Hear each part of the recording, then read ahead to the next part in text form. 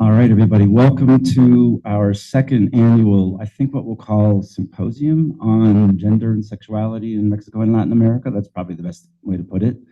My name is Stephen Forcell. I'm the leader of this class that is presenting this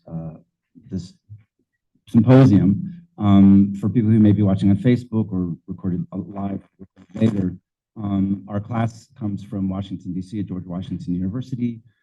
This is a travel course, and they're studying this semester sexual orientation and gender identity in Mexico and Latin America. And our panel this morning is perfectly timed with, of course, the International Women's Day March and demonstration on this past Friday, and very well suited to the interests of our group. We are talking about women's issues on this panel, and we've got three very capable and informed and active individuals who are going to do presentations for us. So we're a little bit late, as most of us know. So I'm going to give them really brief introductions for all three before we start. And then we're going to go in order, take about 15 minutes each. They'll do a presentation each, and then we'll do a Q&A. And we're going to have to shorten up the time a little bit since we know we have to get to a bus to get to Casa Azul later today, so we don't want to miss that. So our first speaker will be Nicole Huete, who is a feminist activist and independent consultant in gender and public policy. Yeah. Hola, hola. Sí. Our second speaker is Doctora Nasnia Osaransky, a gender-informed psychotherapist and social psychologist and human rights activist, advocate, right? Last but not least, you know her already, my wonderful dear niece, who also happens to be a very qualified person to be on this panel, which is why we asked her. Sierra is a data analyst at Data Civica, an organization that leverages digital information technologies for human rights advocacy efforts in Mexico. We'll go ahead and get started. And okay, let's, Nicole, why don't you go ahead and get us started? Hola, buenos días a todos. Muchas gracias por la invitación para hablar el día de hoy. Quiero decirles que me voy a ir un poco más rápido de lo que quería. Trataré de no hablar tan rápido por la interpretación. Pero les puedo compartir mi presentación y mis notas con mucho gusto si a alguien le interesa como ir un poco más profundo en lo que les voy a contar. El día de hoy voy a esperar a que salga la presentación, pero mientras les cuento, soy Nicole, soy activista feminista, uso ella como pronombre, soy una mujer queer. Queer es la palabra que he encontrado que me define lo mejor posible. Y hoy les voy a contar un poco sobre qué sabemos sobre las mujeres LGBTI en México desde la información pública estadística disponible que tenemos en México, ¿no? Entonces la primera pregunta, y quería que respondieran, pero mejor en el Q&A, es ¿por qué querríamos, como personas queer, LGBT, de la diversidad sexual y genérica, por qué querríamos o necesitaríamos que el Estado nos cuente y que tenga información estadística sobre nosotros, ¿no? Sabiendo que el Estado en muchas ocasiones ha sido precisamente quien nos ha violentado, ¿no? Y quien ha violentado nuestros derechos y quien no ha garantizado nuestros derechos. Sin embargo, yo soy una férrea creyente todavía de las instituciones y finalmente considero al Estado quien responsable de efectivamente garantizar esos derechos, ojalá en el presente, idealmente en un futuro muy cercano. Y para poder atender las necesidades que tenemos, pues el Estado tiene que saber quiénes somos, ¿no? Qué características tenemos, cuáles son nuestras necesidades específicas, y por eso es que yo sí estoy convencida de que es importante que nos cuenten, ¿no? Y que sepan sobre nosotros, que sí se meta a la cama con nosotros el Estado. Entonces, quiero contarles sobre los esfuerzos estadísticos que ha habido para dimensionar a la población LGBTI y para aproximarse a nuestras experiencias. Tenemos, por una parte, las encuestas públicas que están enfocadas en discriminación, pero que incluyen las experiencias de las personas LGBTI, tanto a nivel nacional como en local, la ENADIS y la EDIS, que han tenido un par de ediciones en el caso de la ENADIS y 3 ediciones en el caso de la EDIS, y específicamente encuestas sobre población LGBTI, tuvimos un primer ejercicio en 2018, que fue la ENDOSIG, que fue algo que hizo el CONAPRED, que es la instancia en México que se encarga de prevenir, en teoría, la discriminación, y la Comisión Nacional de los Derechos Humanos. Pero esta encuesta era no probabilística, que si ustedes no son científicas, yo no soy científica, significa que solamente nos dice información sobre las personas que contestaron esa encuesta. Entonces, todo lo que está ahí no lo podemos extrapolar al resto de la población. En 2022 salieron los resultados de la siguiente encuesta, que es la ENDISEG, que no sé dónde le pucho aquí para que Sierra me va a ayudar. Gracias, esa. La ENDISEG, que esa sí es una encuesta que hizo nuestro Instituto Nacional de Estadística y Geografía, el INEGI, que es muy maravilloso. Y dado que esto sí fue diseñado metodológicamente para que sea una muestra que nos pueda dar información sobre toda la población en México, ¿no? Entonces, este es en realidad el primer instrumento que tenemos para esto. Ahora, me voy a saltar esto, básicamente es saber quiénes somos, ¿no? De 15 años y más, esa es como la edad que puso el INEGI para tener información, quiénes somos las personas LGBTI y cuáles son algunas de nuestras características. Si alguien de ustedes habla español y quiere entrar a explorar los datos, esa es la página del INEGI y así encuentran la encuesta. Ahora, rápido, hay muchas cosas que nos deja saber la ENDISEG. Es un cuestionario de casi 100 preguntas, ¿no? Entonces, imagínense, 100 preguntas divididos en 9 grandes subtemas. El último no lo puse aquí porque es muy breve y es sobre opinión sobre el entorno social y no es tan interesante. Pero básicamente lo que nos dice es información sobre el hogar de la persona que responde, información sociodemográfica sobre las personas dentro del hogar, experiencias que tuvieron en su infancia y adolescencia. Esto incluye, por ejemplo, situaciones hostiles que vivieron las personas en su infancia y en su adolescencia, exclusión, rechazo. Y esto es de todas las personas, ojo, esto es súper importante, porque si no tenemos la información de todas las personas, no podemos contrastar si las personas LGBTI están viviendo más o menos discriminación, si están teniendo menos o más acceso a servicios de salud, etcétera. Y luego ya se va a específicamente los temas importantes de esta encuesta, información sobre sexualidad, de las cosas que tiene y que otra vez está en mis notas y se los puedo hacer llegar en inglés y en español.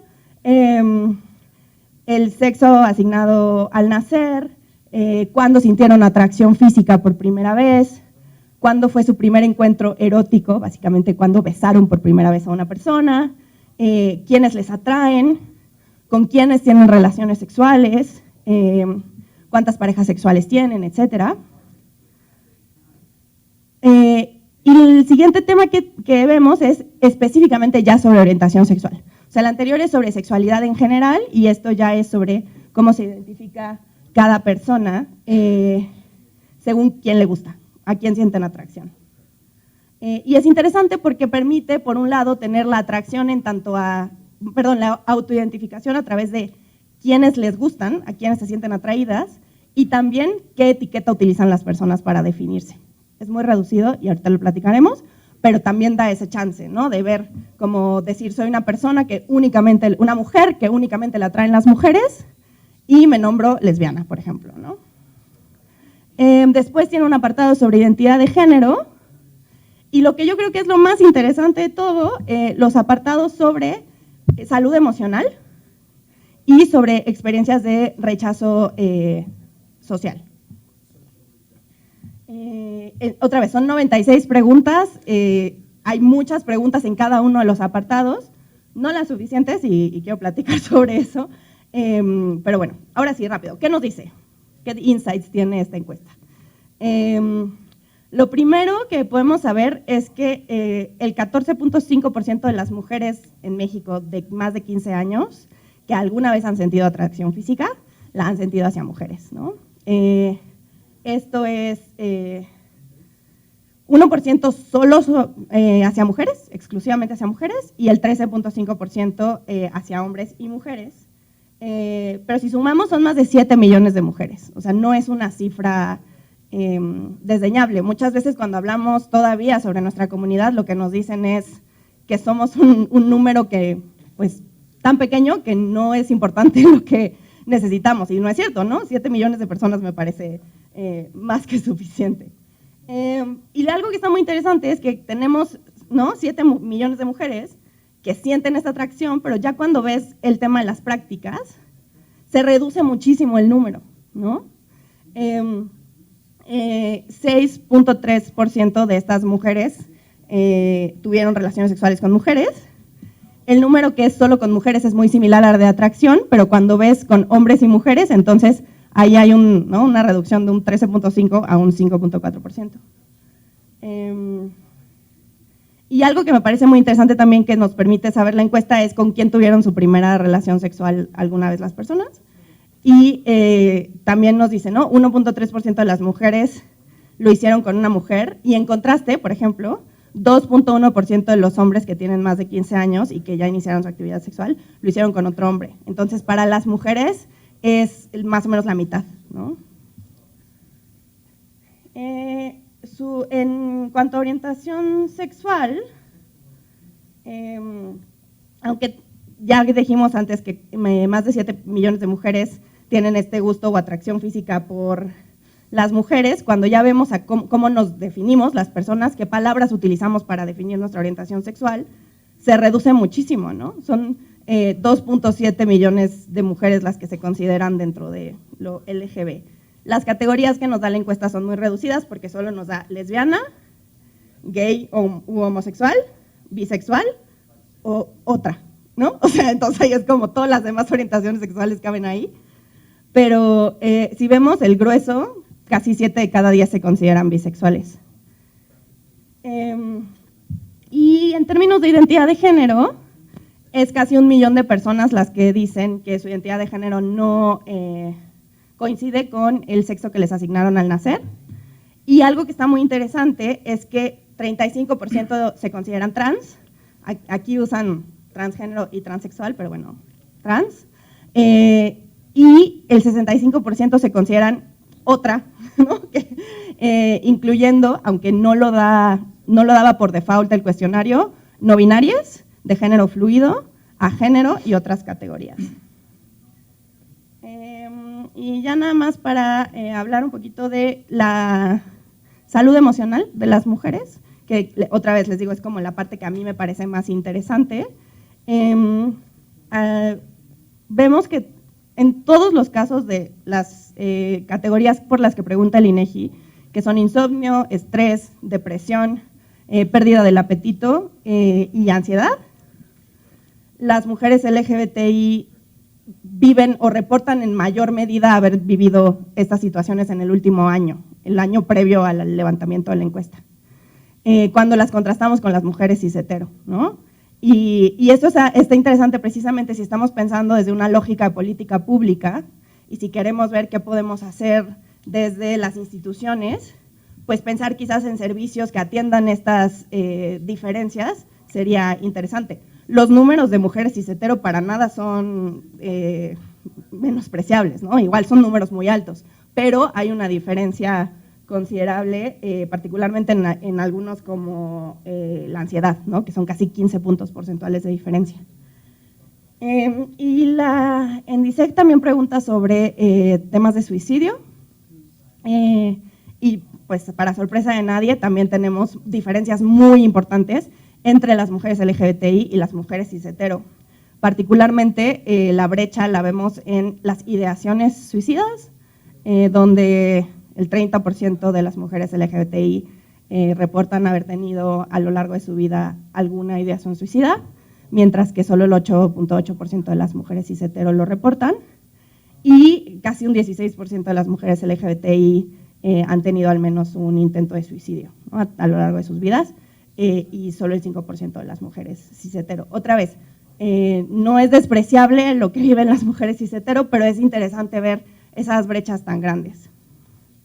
Me voy a saltar esto porque no hay mucho tiempo, pero bueno, hay muchas cosas que no nos da esta encuesta. Por lo mucho que es increíble y novedosa e innovadora, hay un chorro de cosas que podemos hacer mejor. Hay un tema muy binario, cuando pregunta, por ejemplo, la atracción, habla de solo por mujeres, solo por hombres, y, o sea, más por mujeres que hombres, pero es como la escala de Kinsey. Y en la forma en la que el INEGI mismo reporta la información, siempre toma el sexo asignado al nacer como la base. Entonces, por ejemplo, para hablar de personas trans, lo que dice es, para personas asignadas mujeres al nacer, esto, en lugar de hablar de las identidades trans, por ejemplo, ¿no? No nos permite hacer ciertos cruces, por ejemplo, es exclusivo, solamente puedes responder si te identificas como persona trans o como la otra categoría que había, que puede ser no binaria, a género, genderqueer, de género fluido, pero no puedes decir las dos, ¿no? Y hay muchas personas que se identifican tanto como dentro del paraguas trans como con una categoría en específico. Y bueno, las cosas, los riesgos de la autoidentificación, ¿no? Hay muchos hombres cis que se reportan como lesbianas. ¿Por qué? ¿Quién sabe? Es el riesgo que tenemos cuando le decimos a la gente cómo te consideras tú, ¿no? Pero son algunos de los sesgos que hay que, o sea, no podemos tomar nada más los datos sin ponerlos en un contexto. Ya por último les quiero contar en el último minuto, porque me puse un timer, sobre otros análisis que se han hecho con estos mismos datos. Lo que hablamos previamente son los datos que presenta el mismo instituto que hizo la encuesta, ¿no? Entonces esta es su proyección de resultados. Pero hay otras personas, otros investigadores, que han tomado esa misma base de datos y han diseñado su propia metodología y hecho su propio análisis. Acá les cuento un poco de lo que hicieron Sofía Poiré y Dan Baltasar, a partir de una categoría que estábamos utilizando en el movimiento en México, que es lenchitudes. Lenchitudes no tiene traducción, seguro se los van a decir igual.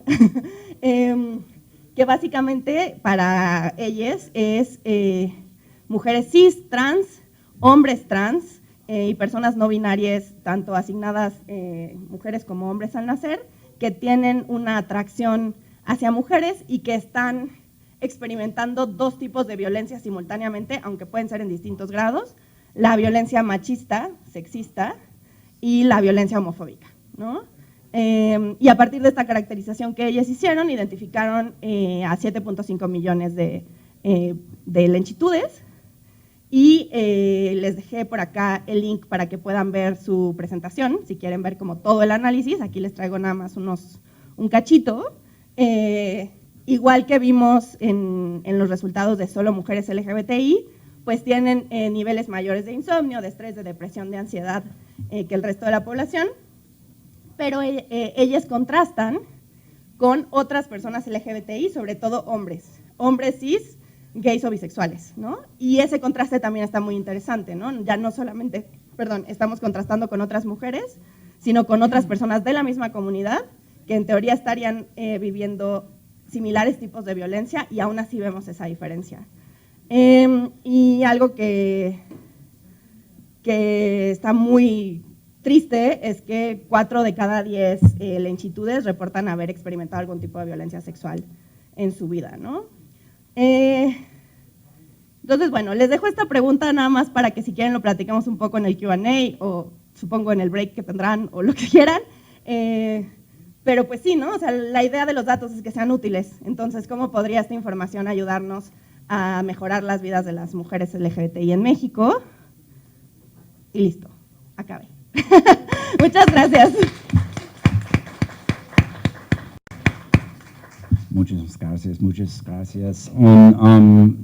Nuestra próxima presentadora es doctora Osransky.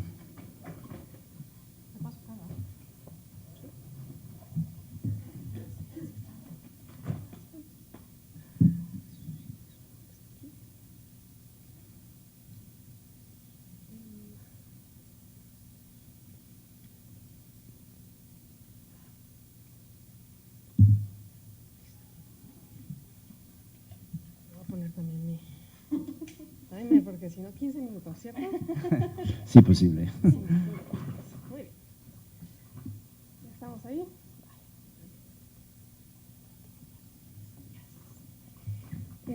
Bueno, pues hola a todos, todas y todes.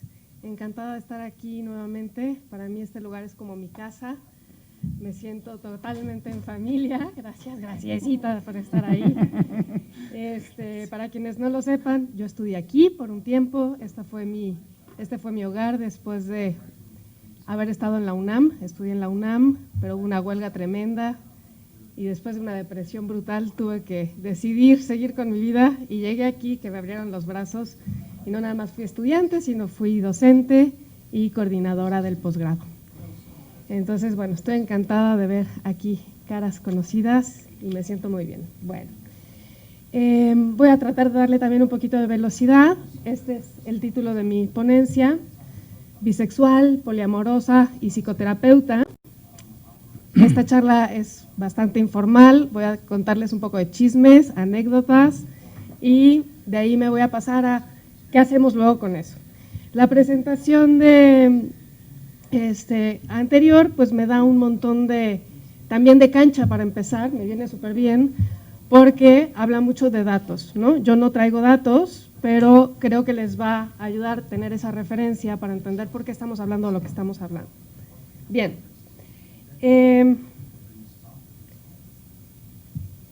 Hola. Ahí estamos. Esa soy yo, fingiendo ser heterosexual en el 2001. Soy una niña de los 80s. Lo siento, tengo 48 años recién cumplidos. Soy la más vieja de aquí, seguramente. Veo caras súper jovencitas y eso me anima muchísimo. Me encanta ver las nuevas generaciones con otros discursos y otros vocabularios. Pero en el 2001, para una persona de mi edad, era difícil.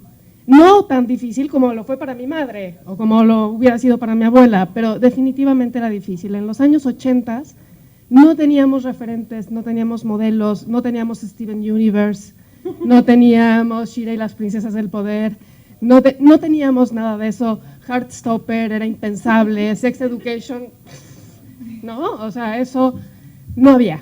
Por lo tanto, tampoco teníamos un vocabulario realmente para nombrarnos. Desde que yo era niña, sabía que no era una persona que solo le gustaran los hombres, era lo único que sabía. Pero claramente eso lo vivía desde un lugar de mucha confusión y bastante culpa. En el 2001, ese fue mi primer trabajo, era psicóloga en un kinder. Una locura, pues había que hacer lo que había que hacer, ¿no? Y definitivamente, si yo pudiera volver en una máquina del tiempo a algún sitio, sería a ese lugar, no solamente para poderme vivir desde otro lugar, sino para aproximarme a las cosas que yo tenía que hacer como psicóloga desde otro lugar, desde mi lugar, desde el lugar posicionado de mi orientación y de cómo yo entendía el mundo. Y bueno, esta soy yo 20 años después, solamente intentando ser yo, en otro lugar, con otro vocabulario, con otro entorno, ¿vale? Y otras experiencias. Ser psicóloga en esas condiciones no era nada sencillo. Es decir, yo viví una infancia y una adolescencia siendo hetero, ¿no?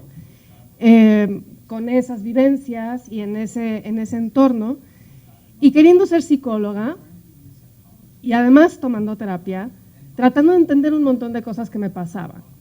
Y la psicología no me ayudó. Todo lo contrario. Llegué a un lugar en donde todos los discursos eran justamente desde un lugar cis, heterosexual y bueno, súper blanco. Obviamente yo soy una persona blanca, soy una mujer cis, blanca, académica con un montón de privilegios, pero hay otras cosas que sí me atravesaban y que definitivamente la psicología patologizaba. Aún en los años en los que yo era estudiante, que no estamos hablando de hace un siglo, tampoco, tampoco hace tanto, pero quiero que vean la diferencia. México es un país súper conservador. Puede parecer que no, pero sí que lo somos. Y acaban de ver las cifras. Las estadísticas que mencionó en la presentación anterior, que se mencionaron en la presentación anterior, son apenas del 2018. Antes de eso no había cifras para la población específica. Y la psicología, condescendientemente, nos trataba, en el mejor de los casos, como bueno, no es que estés del todo mal. ¿sí? Ya no te vamos a dar electrochoques porque eso ya está prohibido, ¿sí? Pero estaría bien padre que fueras heterosexual, ¿sí? Y persona cis de preferencia. Por lo tanto, ¿sí? En la psicología yo descubrí, me fui dando cuenta, y esto sobre todo cuando ya hice el doctorado, les estoy hablando, pues imagínense cuánto tiempo de estudio, y yo todo lo que había recibido sobre las cosas que yo sentía no me ayudaban a estar en un buen lugar, ¿vale? Entender que la psicología está arraigada en un modelo cis, blanco, heterosexual, masculino, ¿sí? O sea, de un hombre cis, blanco, heterosexual. El gran ejemplo de toda la vida es el señor Freud, ¿sí? O sea, ese dude estaba ahí diciendo un montón de cosas, patologizándolo todo, ¿vale? No nos ayudaba en lo absoluto. Entonces, ¿cómo empezar? O sea, a partir del doctorado en donde yo me fui, el doctorado yo lo estudié en Barcelona, y fue la primera vez en donde yo estuve en un espacio en donde realmente se conversaban estas cosas, desde un lugar de absoluta normalidad y apertura, y era además lo deseable, ¿sí? Y entonces en ese momento dije, bueno, ¿cómo se hace para existir como psicóloga de una manera adecuada, orgullosa y abierta en esto que soy yo, ¿vale?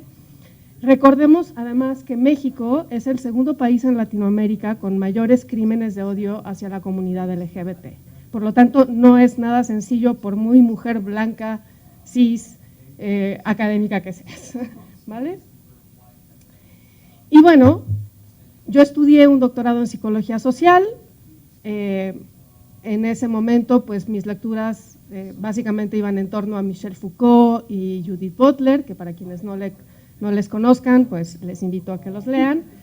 Pero bueno, más allá de las lecturas es, ¿y ahora qué hacemos? ¿No? O sea, ¿qué hago yo como psicóloga ahora que ya entiendo y me puedo nombrar y puedo estar en otros espacios? ¿Cómo llevo esto a la clínica? ¿Cómo hago algo que yo nunca tuve? Porque yo fui a terapia, digo también, me fui a psicoanálisis lacaniano, todo mal. Pero, ¿sí? ¿Cómo podíamos hacerle para que esas experiencias para las personas no se siguieran repitiendo? Es decir, que tuvieran acceso a terapia que fuera desde otro lugar, desde un lugar, no solamente te voy a incluir, sino de comprensión profunda de quiénes somos y que tenemos derecho a existir, ¿vale? Entonces no era nada más hay que hacer lecturas, hay que tomar acciones, ¿sí? De preferencia lo más masivas posibles, que nos empoderen como colectividad. Y, por supuesto, llevarlo también, o sea, lo que fui descubriendo no era nada más el aula, en donde yo daba clases como docente, que se volvió mi espacio político por excelencia, sino ahora, ¿no? En la clínica, que he ido incluyendo pequeñas cositas, pequeños elementos que nos ayudan a ser visibles y a generar espacios seguros para las personas. La mayoría de los tests y de los formatos y de todo lo que existe de forma institucional con respecto a la psicología clínica siempre está formulado en términos binarios y cis heteronormados, ¿vale? Yo decidí que lo primero que había que hacer es generar registros distintos e incluyentes, obviamente, ¿sí? A mí siempre me tocó llenar registros de eres hombre, mujer, tu religión por alguna razón, ¿sí? Y nunca te preguntaban nada más. O sea, por ejemplo, en términos de relaciones, solamente en los formularios había casado o soltero, así, en masculino además, ¿no? Y no había otras opciones. Por lo tanto, no había manera de referir un montón de experiencias que también están ahí. Entonces, lo primero que hice fue generar un montón de formularios para mi práctica privada, esto es mi práctica privada, ¿sí? En donde las personas pudieran poner pronombres, que en español pues básicamente son él, ella y ella, no hay muchos más, y puede ser una combinación. Aquí no tienen que elegir uno, obviamente pueden elegir los que consideren pertinentes. Los estados de relación afectiva, que incluyen un montón de opciones. Bueno, perdón, aquí están todos en español, porque es un screenshot de mis formularios, pero soltero, divorcio, matrimonio, unión civil, viviendo en pareja pero viviendo separados, poliamor o no monogamias, aquí incluiría anarquías relacionales, etcétera, etcétera, viudez, bla, bla, bla, ¿vale? Identidad de género, aquí esto fue bastante difícil, como una persona cis es complicado, porque además traté de recolectar las experiencias de compañeros trans, que pudieran decir qué es lo que les resultaba cómodo para sus personas, ¿no? Y no están incluidas todas las opciones, por supuesto que no, pero por lo menos casillas que pudieran ser múltiples, o sea, que las personas puedan elegir múltiples para que puedan decidir qué es lo que más se acerca a su propia experiencia. El sexo asignado al nacer, ¿sí? Esto siempre con la opción prefiero no contestar porque no es necesario para la práctica clínica, pero hay personas que les gusta que su persona terapeuta tenga esta información de manera previa, ¿vale? Orientación sexual, con opciones, entiendo también que no están todas y que se van a ir sumando, ¿vale? Y por eso al final está la opción de otra. Bueno, a partir de ahí, que son cosas muy chiquititas, mi práctica clínica empezó a llenarse de otras experiencias. La gente empezó a saber de manera abierta que yo era una persona bisexual, que era una persona poliamorosa.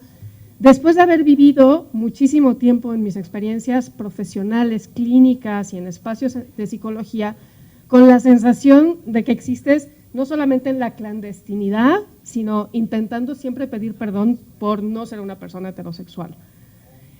En los ojos de los espacios psicológicos, todavía muchísimas personas, colegas, te miran justamente desde ese lugar, como, bueno, es que es bisexual, ¿no?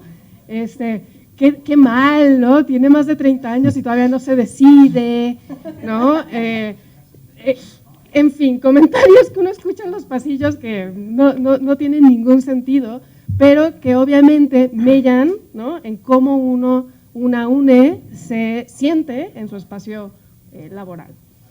Bueno, a partir de ahí también esto determinó qué modelos psicológicos yo iba a tomar para mí y para mi práctica, ¿sí? Definitivamente el psicoanálisis no es una opción, ¿sí?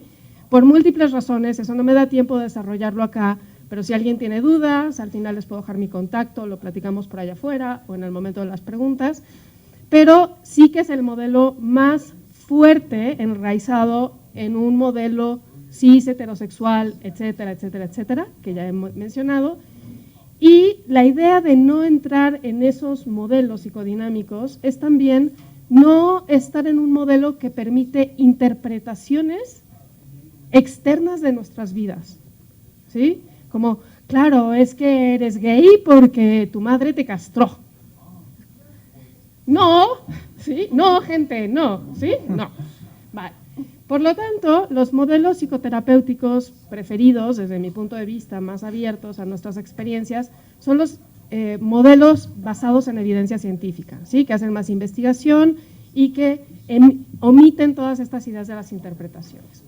Obviamente, tener una perspectiva de género, un enfoque basado en los derechos humanos, que sea antirracista, anticlasista, transfeminista, anticolonialista, y que sea entender que la psicoterapia no es una ciencia objetiva y aséptica, que está ahí, que ve todo desde la objetividad, ¿no?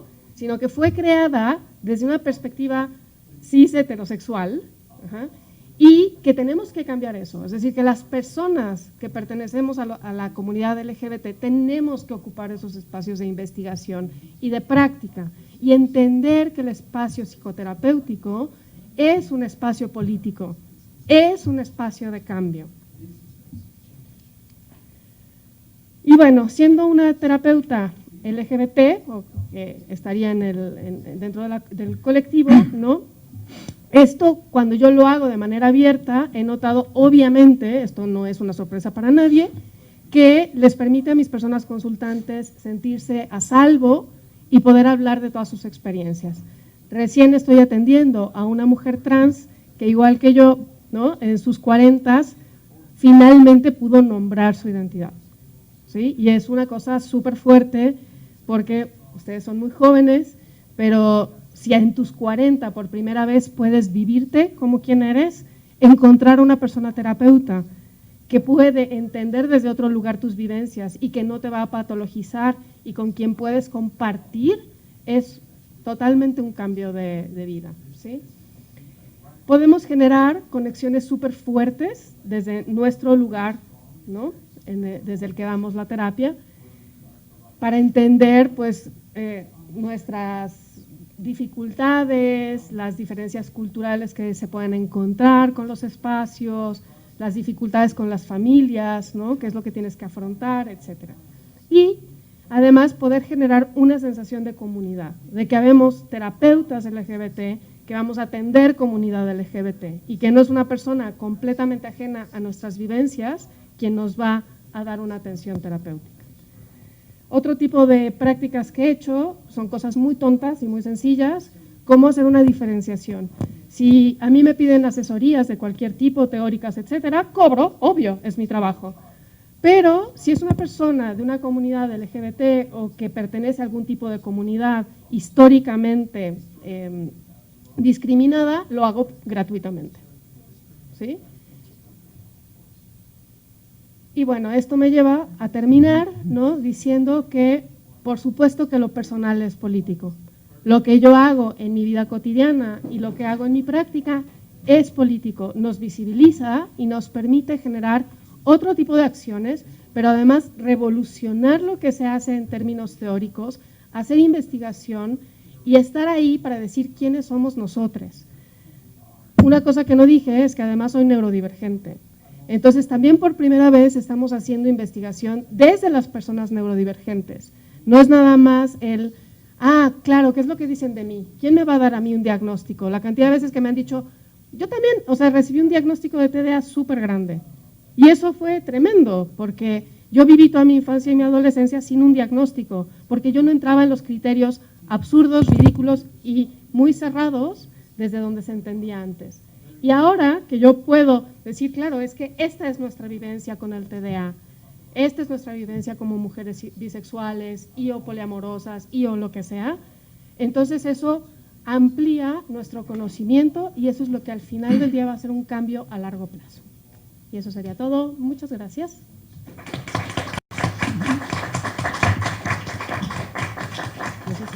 Muchas gracias, doctora. Nuestro último presentador es Sierra Wells de Data Cívica.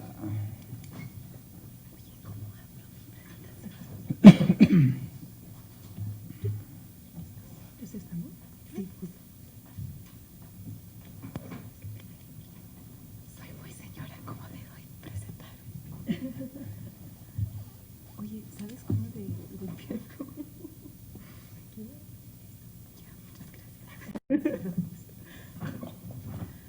Hi everyone, my name is Sierra, and as Steve mentioned, I am a data analyst at a Mexican human rights organization called Data Cívica.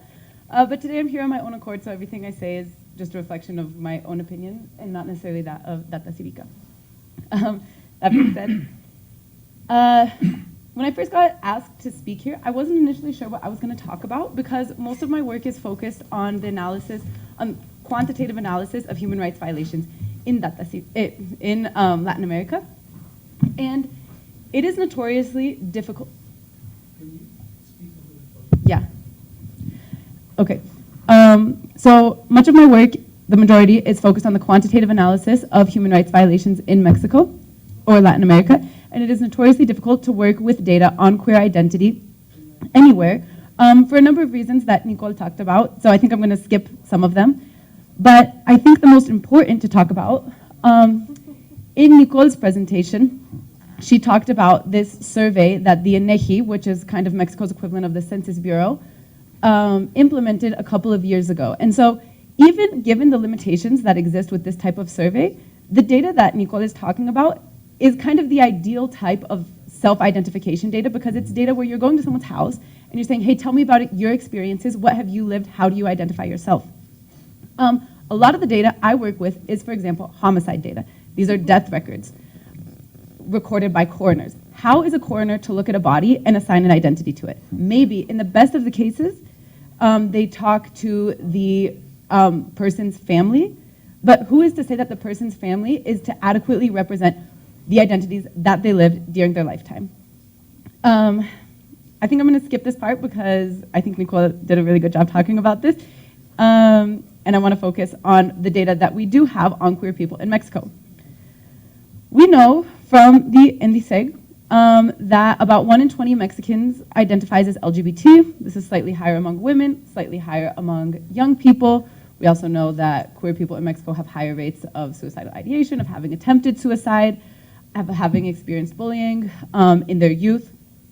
Unfortunately, none of these findings are surprising, and also none of them are really specific to Mexico.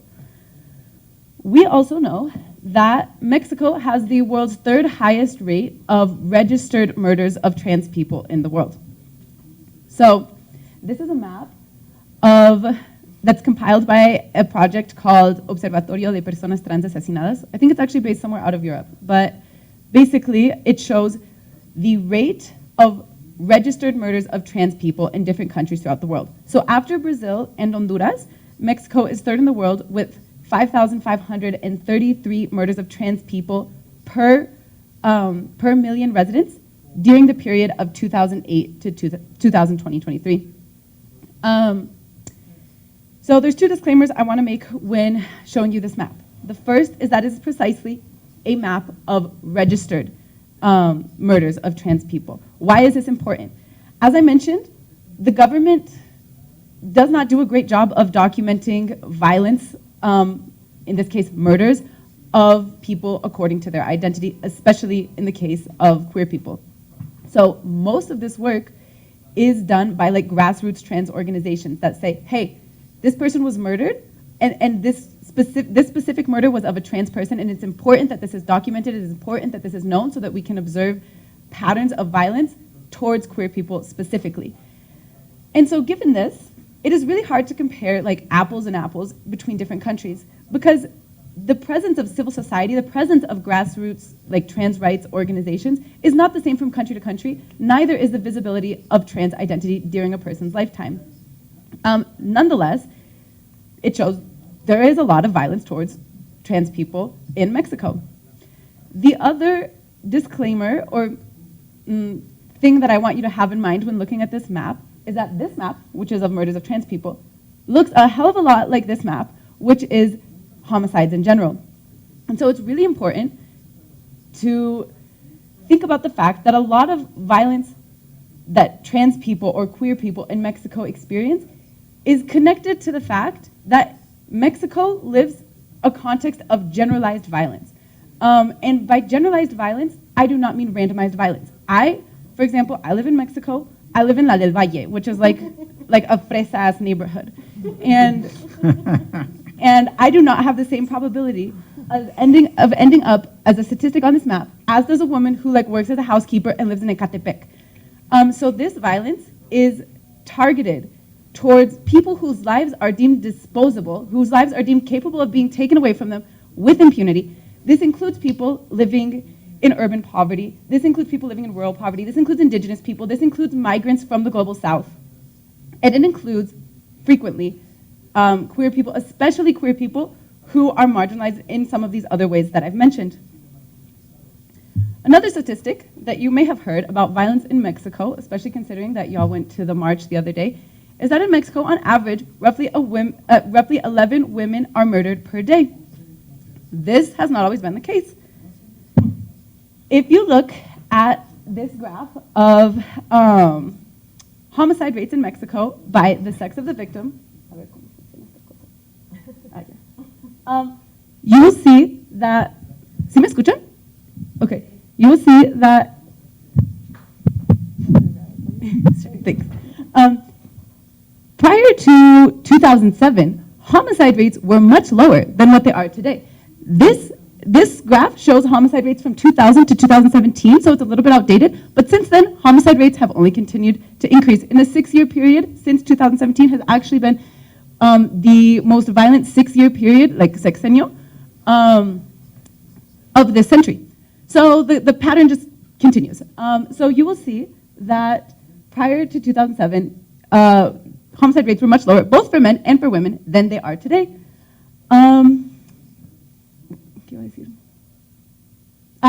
And then both around 2007, for both men and women, there was an important public policy change, and we see that for both men and women, homicide rates increased drastically. Between 2007 and 2017, homicide rates for both men and women increased about 2.5 times. Today, they are 3 times higher than they were in 2007. 2007 had a 40-year low. The homicide rates were at a 40-year low in Mexico. And again, there was an important public policy change that I'm going to talk about in a bit that can be related to this increase that we see.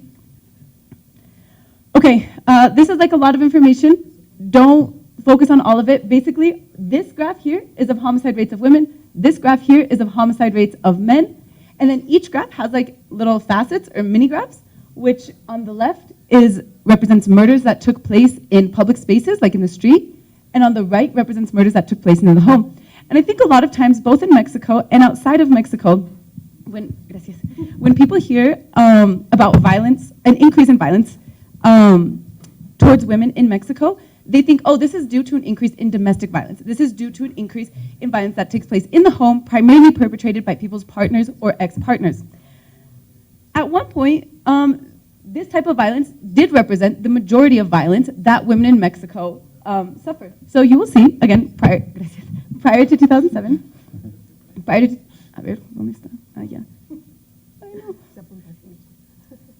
Yeah, okay. So prior to 2007, looking at, so this blue line here is total number of homicides, homicide rates, and the red line here is the rate of homicides committed with firearms. Only pay attention to those 2 lines. They're the only ones that really have significant patterns here.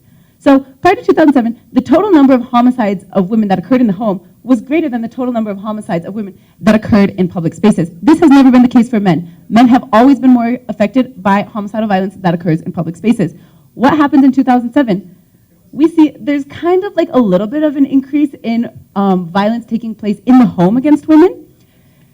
There's like a very concerning, consistent presence of domestic violence towards women in Mexico, but this is not responsible for this pattern that we see of this dramatic increase. What we see is responsible for this dramatic increase in homicides of women is violence taking place in public spaces, specifically with firearms, which is the same type of violence that is causing the increase in violence towards men. Where are these firearms coming from? You may ask yourself, if you can't just walk into a Walmart in Mexico and buy a firearm, 7 out of 10 of them come from the United States. And actually, the Mexican government recently sued US firearm manufacturers because of this. So what the heck happened in 2007 to explain this? It marked the start of La Guerra contra el Narco, which is maybe like Mexico's war on drugs or war on drug trafficking. This was declared by then president, well, actually, he had like just started being president when he declared this, Felipe Calderón.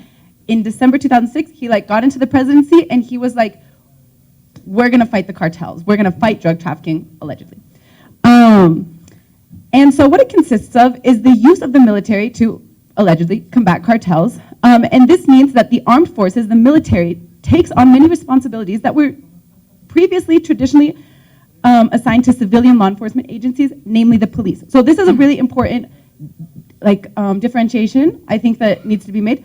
While the US military gets sent to like Iraq and Afghanistan to violate human rights there, the Mexican military gets sent to Mexican communities to violate human rights here. And why do I put combat in comillas, quotations?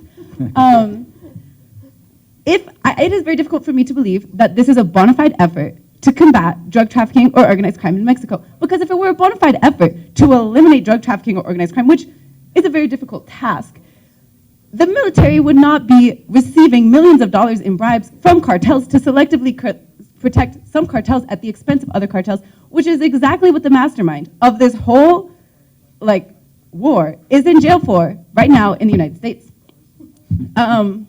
Anyways, this was also, it's important to note that this strategy, this public security strategy, was heavily funded and promoted by US foreign policy, specifically by the Merida Initiative, which was announced in 2007 and I believe put into action the following year. And this is a strategy, this strategy of militarization to combat organized crime is something that is seen not just in Mexico, but throughout Latin America. Around the same time, Plan Colombia in Colombia was also signed into action. So it's a consistent pattern. Okay, how do we know that the military has something to do with like human rights violations and violence taking place in communities in Mexico? This is a graph of indicators of like lethal force. Like how lethal are different authorities in Mexico. Right now, only pay attention to this like graph on the far left.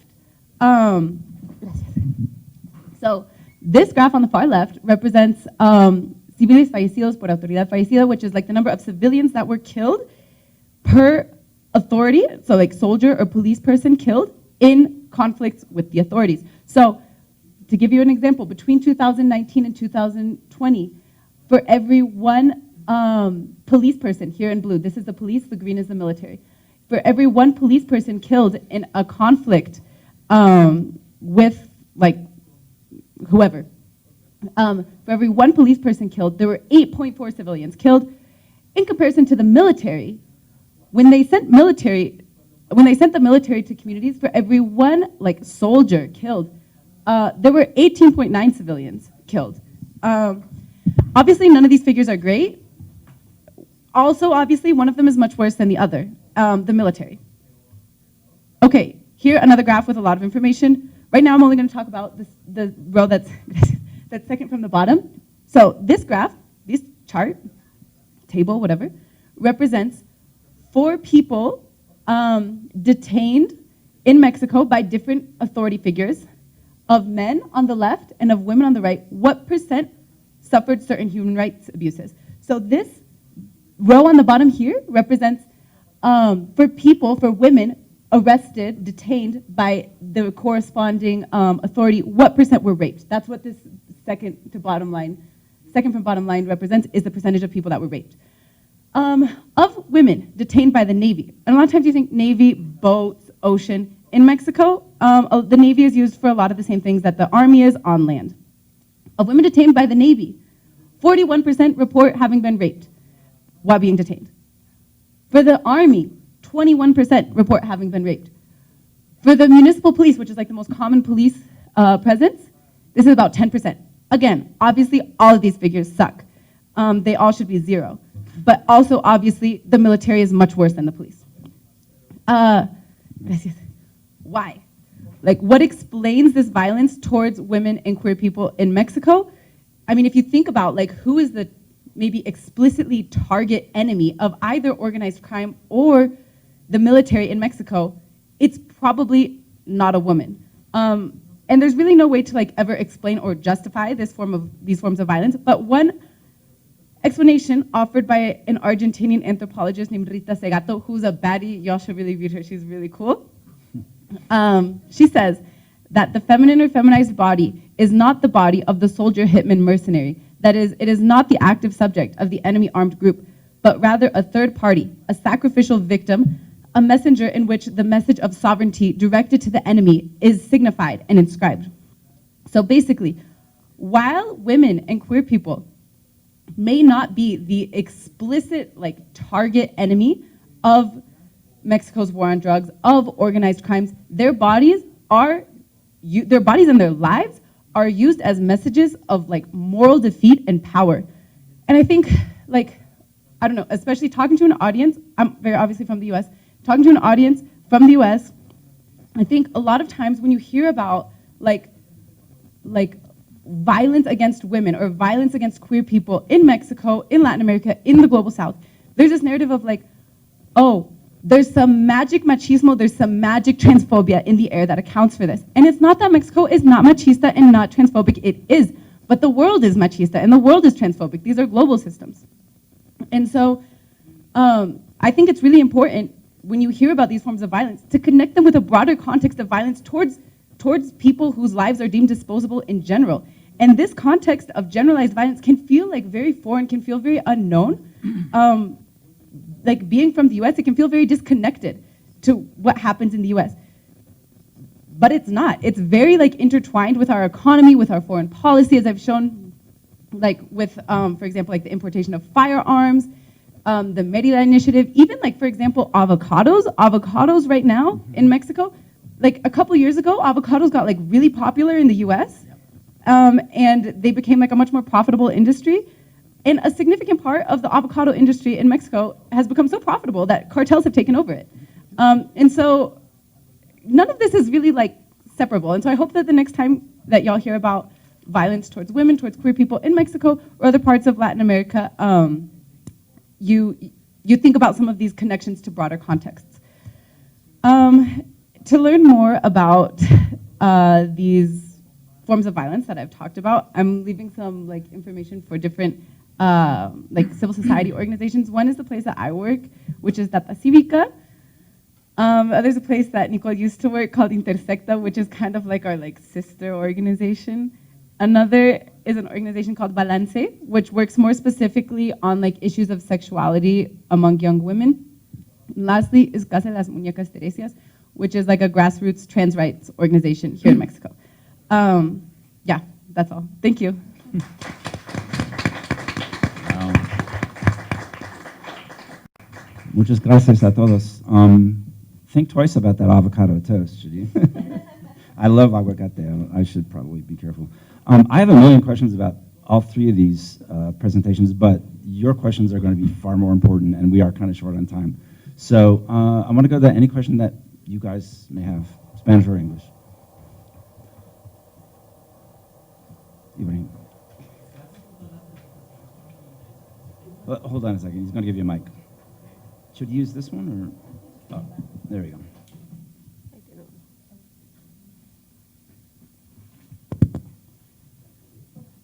Hello. Hello. Pues gracias por todas las presentaciones, fueron muy interesantes. Yo tengo algunas preguntas. La primera es para Nicole. Cuando estabas hablando de los trabajos del gobierno para apoyar de encontrar información sobre las minoridades sexuales y géneros, yo creo que es importante que el gobierno hace mucho por todo, porque ellos están haciendo las leyes contra la discriminación, ellos hacen las cosas para los derechos como iguales, pero también yo creo que es importante que las organizaciones que no son gubernamentales apoyen. Yo creo que ellos tienen un rol importante, porque en la crisis de SIDA en los Estados Unidos, toda la ayuda a las personas que estaban falleciendo, que estaban sufriendo, fue de organizaciones no gubernamentales. ¿Cómo podemos encontrar un balance entre todos? Porque hay problemas con el gobierno, como dijiste que en tu presentación, que ellos no pueden encontrar toda la información, y con los grupos que no son gubernamentales no tienen lo mismo, they don't have the same resources. Entonces, ¿cómo podemos encontrar este balance entre el gobierno y los no gubernamentales? Do you want us to take a couple of questions and then answer, or just? No, go Okay. go as they come. All right. I think I'm going to answer in English just so that it's a bit easier. So yeah, absolutely. I talked about public data in this presentation, but the thing is that public data started being compiled in like 2017, 2018. But there are NGOs that have been compiling information on our community since the 90s, you know? Letra S is a very important grassroots organization that has been compiling information on hate crimes since the 90s. They have like over 25 years of data regarding hate crimes. So it's really important that on the one hand, we have like advocacy efforts so that the government continues to get that data, because Endice, as of right now, it was a one-time thing. Like they haven't announced, you know, there are other national surveys that happen periodically. Endice has not been announced to be one of those. So that's one thing. And the other thing is that Endice is only focused on things regarding gender identity, sexual orientation, and emotional health and everything. But we need information regarding our community when we talk about work, when we talk about education, when we talk about other types of violence. Like all the other national surveys that we have, it's also important that we have that component and that we're able to contrast how LGBT people experience certain things. So there's on the one hand, advocacy efforts that need to happen. Data Cívica is one of the organizations that does that effort. Intersecta, which is the other organization that Sierra mentioned, is another organization that is doing that. But at the same time, it's really important to support and to fund grassroots organizations and NGO efforts that are doing this, because they are getting data that the government has no way of accessing, you know, like Casa de las Muñecas Tiresias personally gives services to trans women primarily, and they have information on trans women that the government is not gonna have. El Letra S is another one. Balance, another of the organizations that Sierra mentioned, actually did their own survey for Sapphic women during the pandemic, no, to know like what our experiences were. So it's really important that we continue to advocate with, you know, not only our national government, but like regional and the universal rights like system, but also that we continue to fund, and this is important when you're coming from the global north, because that's where a lot of the money for those organizations is coming from. And also, I think that, and this is just a personal thing, that we were talking about how the personal things are political. I also think that if we have, you know, the privileges to have some leftover money at the end of the month, that we should be giving it to those organizations that are doing really hard work. So I think it's not a matter of which one to support, but it's of doing both so that we can get a complete picture of what's going on. Did that answer your question? Okay, good. Another. Otra. I know you have them. Y para la doctora yo tengo una pregunta más, y es que hablaste mucho sobre cómo estás apoyando a las personas que son minoridades, en Torba específicamente. Quiero saber si hay como un movimiento en los psicológicos generalmente en México para apoyar a estas personas, porque no han pasado mucho tiempo que por lo general dijeron que aprendieron en las universidades que ser gay es como una enfermedad mental, ser transgénero y ser no binario son enfermedades mentales.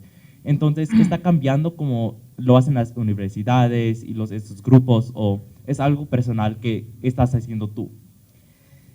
Bueno, no conozco, o sea, seguro que hay grupos, porque también México es enorme, pero creo que cada vez hay más personas LGBT dentro de la psicología visibles, haciendo esfuerzos por generar cambios en las universidades o en sus ciudades, etcétera. Mi esfuerzo ha sido muy personal, también porque soy yo y soy neurodivergente, me cuesta trabajo estar en grupos, o sea, eso para mí es difícil, pero lo que he trabajado yo personalmente más es que en mis espacios, sobre todo cuando estuve en espacios universitarios, pues es impulsar, ¿no?, que haya, por ejemplo, Gracia, que está ahí atrás, que es la directora del Departamento de Psicología. La Universidad de las Américas fue de los, si no es que la primera o la única carrera de psicología que tuvo por primera vez la clase de género como obligatoria dentro del programa.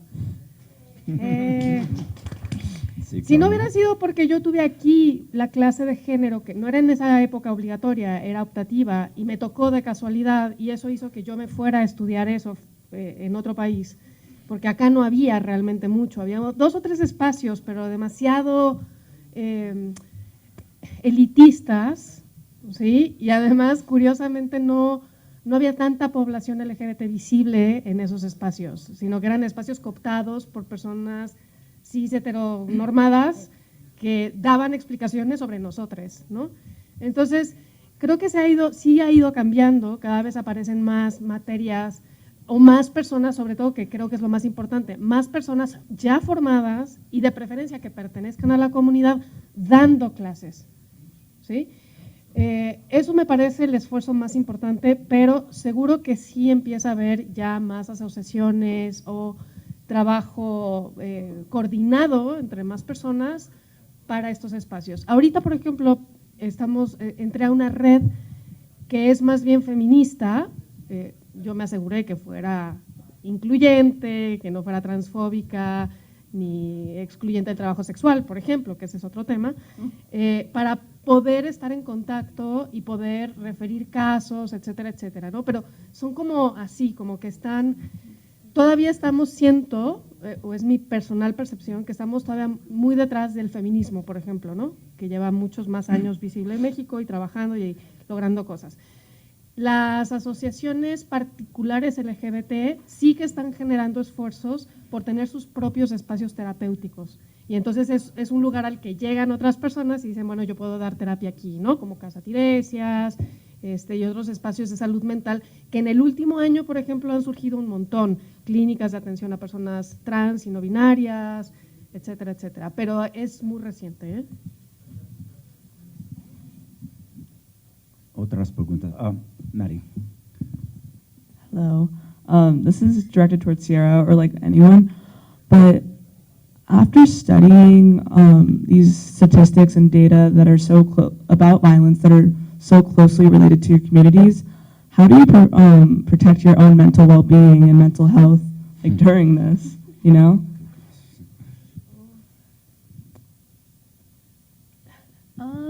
That's a good question. I think that, I don't know, I think that I study these forms of violence from a very privileged position.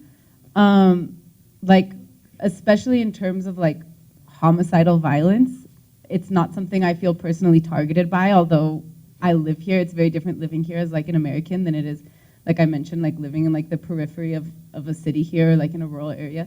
But and I think that definitely helps, but I think that it does definitely give me like consistently to have my work be like looking at rows and rows and rows of people who were murdered or people who were disappeared and how they were murdered or how they were disappeared, and like I think it gives you like a lot of like rage and a lot of sadness, but I think also like there's so many ways where people who are directly affected by these forms of violence or their family members were, how they like resist.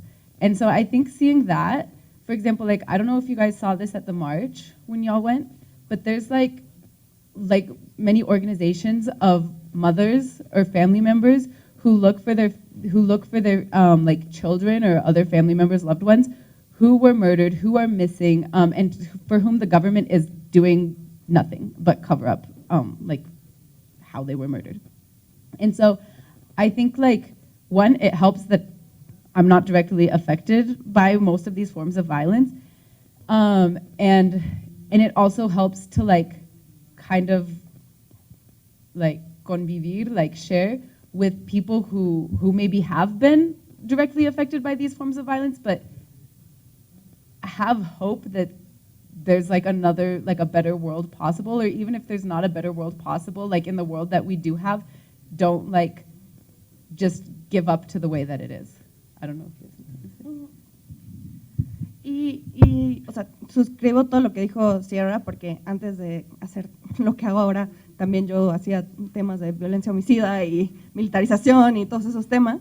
Y algo que creo que nos falta, específicamente en las organizaciones, que no estamos directamente con víctimas, pero sí estamos leyendo todos los días las noticias y demás, es pensar en acompañamiento psicosocial para las personas que trabajamos ahí. O sea, son raras las organizaciones que lo tienen, ¿no? Entonces, es un pendiente, yo creo, porque o sea, más allá de que cada una tenga nuestros propios espacios terapéuticos, hay un pendiente, ¿no? Y otra cosa que lo mencionó Sierra, pero me parece importantísimo, es viendo a las personas que sí les atraviesa directamente y cómo resisten desde los cuidados y la alegría, ¿no? Hay muchos documentales que pueden ver sobre madres buscadoras que resisten haciendo comunidad entre ellas, ¿no? Entonces también, pues una que está detrás de un escritorio y que no está en campo rascando para encontrar cuerpos, pues también viendo eso como que te sitúa en tu lugar, ¿no? O sea, y creo que eso también es importante, como recordar dónde estamos y desde dónde estamos haciendo el trabajo. No, doctora? I think it's really important. What you said reminded me that I think it's important what Nicole said about there being like a lot of like also spaces for joy in like acts of resistance.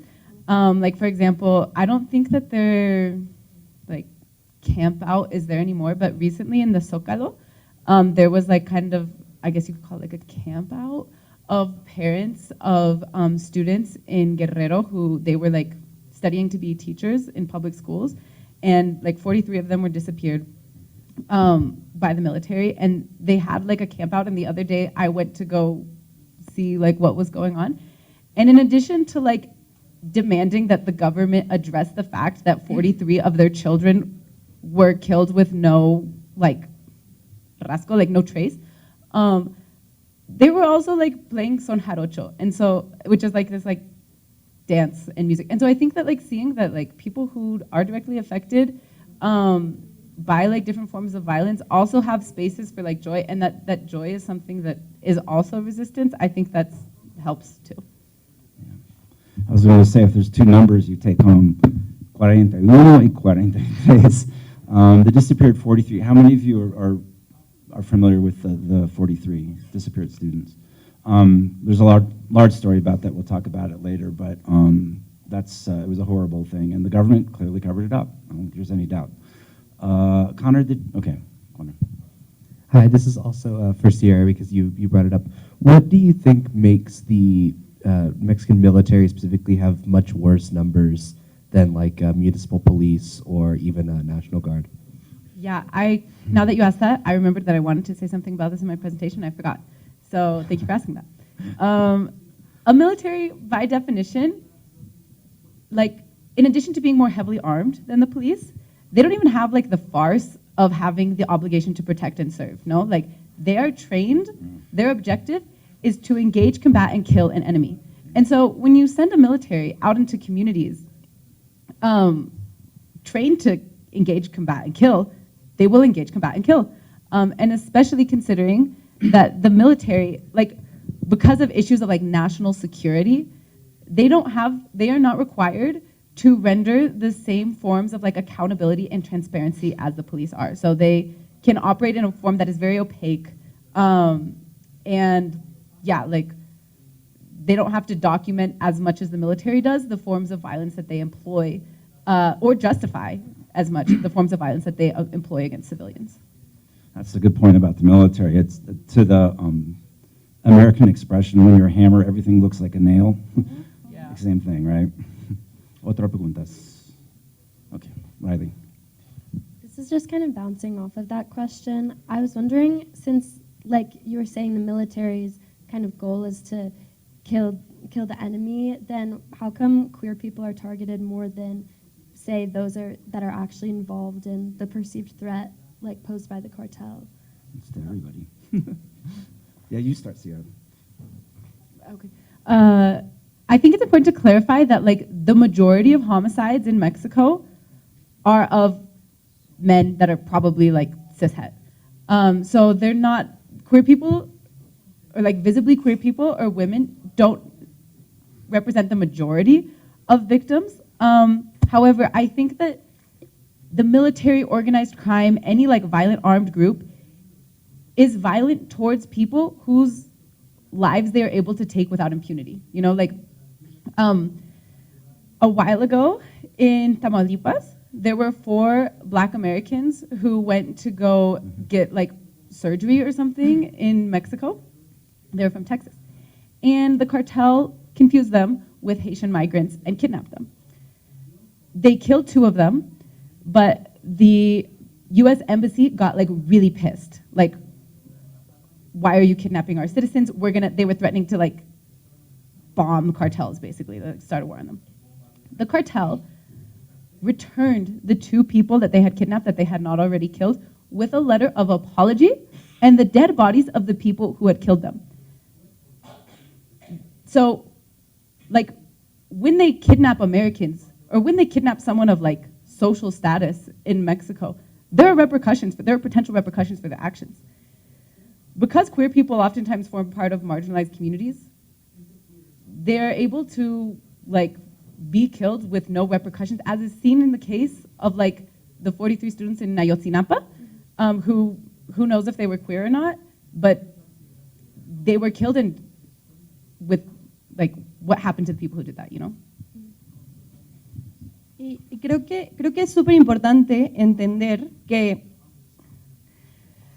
hay una violencia que las fuerzas militares ejercen directamente sobre ciertas personas y hay violencias indirectas que terminan afectando a mujeres y personas queer. O sea, esto está en inglés disponible en la página de Intersecta, es un reporte en el que trabajé que se llama Las dos guerras y que justo mostramos cómo la estrategia de seguridad pública militarizada directamente incrementa los homicidios de mujeres, los asesinatos de mujeres. No porque las mate los soldados o los cárteles, sino que esa estrategia de seguridad detona otras violencias que terminan impactándoles.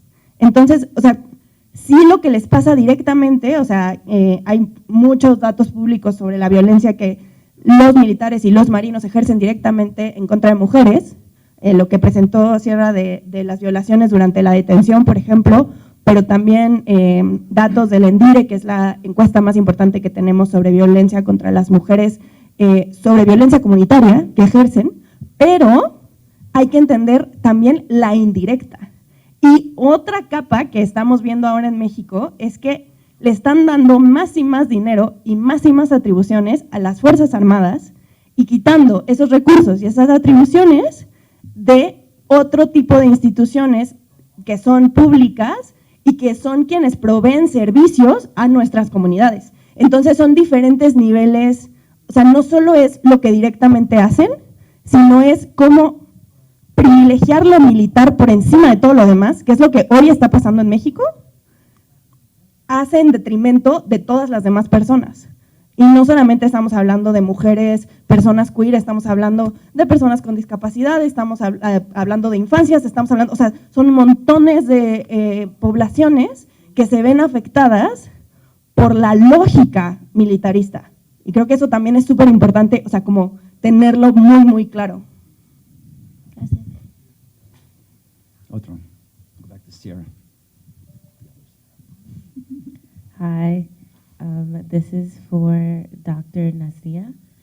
I want to know, how do you navigate the integration of your personal ideology into your practice while maintaining a professional distance from psychoanalytic perspectives in psychology? No sé si entendí bien la pregunta. Que cómo navegas como tu identidad personal en tu práctica profesional al mantener y todavía mantener como una distancia sana de esas perspectivas como psicoanalíticas que mencionaste. I don't. Justo por lo que abogo es porque no hay que separarlo tanto. La formación tradicional en psicología nos dice que tenemos que tener una relación aséptica y objetiva con las personas, pero eso no es posible. Esa es una trampa. Entonces, sí que, por supuesto, al momento en que yo trabajo desde modelos basados en evidencia, esas herramientas me permiten sí tener una distancia, o sea, por la misma técnica, por el mismo modelo, poder trabajar, por ejemplo, mediada o encaminada por los propios valores de la persona. Sin embargo, si yo tengo una persona consultante, por ejemplo, que sea machista o transfóbico, LGBTfóbico o lo que sea, en algún momento hago una intervención. De ninguna manera es como, no, es que es lo que piensa la persona consultante y yo no puedo intervenir. Tengo que intervenir porque es una cuestión de derechos humanos. Por eso, a mí me preocupa mucho la existencia de una psicología que no tenga como fundamento los derechos humanos y una perspectiva de género y LGBT incluyente. Porque entonces se permite que las personas vayan por la vida pensando que lo que están haciendo, por ejemplo, violencias de este tipo, son aceptables solamente porque las sienten o esos son sus valores. Si en algún momento yo encuentro que hay alguna persona con la que no puedo trabajar, tendré que referirla. Eso es una práctica común que hacemos. Pero en general yo trato de conectar con las personas, encuentro también la manera en que las personas, por ejemplo, la mayoría de las personas quieren hacer bien. Luego tenemos que preguntar qué quiere decir hacer bien, ¿no? Por ejemplo, cuando están involucradas en crianza de sus hijos. Y me ha tocado trabajar con muchas personas consultantes que tienen hijos trans. Y entonces desde su perspectiva es, tengo que quitarle lo trans, porque lo van a molestar allá afuera, le van a molestar allá afuera. Y es no, ¿sí? Vamos a revisar qué quiere decir con bien, cuáles son, en todo caso, los resultados de lo que estás haciendo. ¿Cómo ves a tu hija? ¿No? ¿Está teniendo una vida feliz? ¿Está pudiendo tener un desarrollo de su identidad en toda su potencia o no? Y la mayoría de las personas dicen, yo quiero lo mejor para mis hijas. Entonces, esa es la manera un poco, digamos, de trabajarlo. No, yo no les voy a decir qué hacer, pero sí puedo cuestionar, hago psicoeducación para entender los modelos que nos rigen y desde ahí lo trabajo. No sé si eso responde un poco la pregunta. ¿Sí? Tenemos tiempo para una pregunta más corta, short question, yeah. Hi, my name is Dayani Guevara. I'm in my last year at GW. Thank you so much for speaking with us today. My question is, in your opinion, from the individuals that you've worked with, the data that you've gathered, what is something, the first few steps that the Mexican government can take to better protect LGBTQ migrants specifically? Sí, la pregunta corta. Migrants specifically? Yes. Okay. Quitar a la Guardia Nacional del trabajo migratorio, porque la Guardia Nacional es militar. Entonces, si pensamos en todo lo que estaba diciendo Sierra sobre cómo se comportan los militares, de por sí el Instituto Nacional de Migración, perdón por la palabra, era una mierda y ahora es más mierda. Entonces, para mí lo primero sería desmilitarizar el control migratorio. I think also like not criminalizing migration, because if you do not have access to legal status, there's a huge disparity in who is able to be in Mexico legally and how and when. I lived in Mexico without a visa for like a year and a half. Many people like, and increasingly, also actually the U.S. government has been pressuring Mexico to like increasingly restrict non-visa travel of people from like South America, Central America, and the Caribbean. Again, I lived in Mexico for a year and a half without a visa. Most migrants from Central America, South America, and the Caribbean cannot even step foot in Mexico without a visa. And a lot of what is required to get a visa is just kind of like a filter of what your social class is. Are you rich enough to get a visa? And so if you are poor and like exposed to violence, like both economic violence and physical violence and trying to migrate, you don't have another option but to migrate without a visa. And then you don't have access to like public services, and you're very easily like threatened by the police or like the Guardia Nacional. Yeah. Okay. All right. Gracias por todos. Thank you very much to our entire panel. We are now exactly 1.5 hours late. So I think what we're going to have to do, unfortunately, we'll cut our break from 30 minutes to 15. We do have coffee and things out there. We'll go over by another 15 minutes, so we give our Fausto enough time to do his full presentation, and we still should have enough time to get back and make it to our bus. Thank you very much. This was a great presentation. It's very different and all very, very, very useful. So.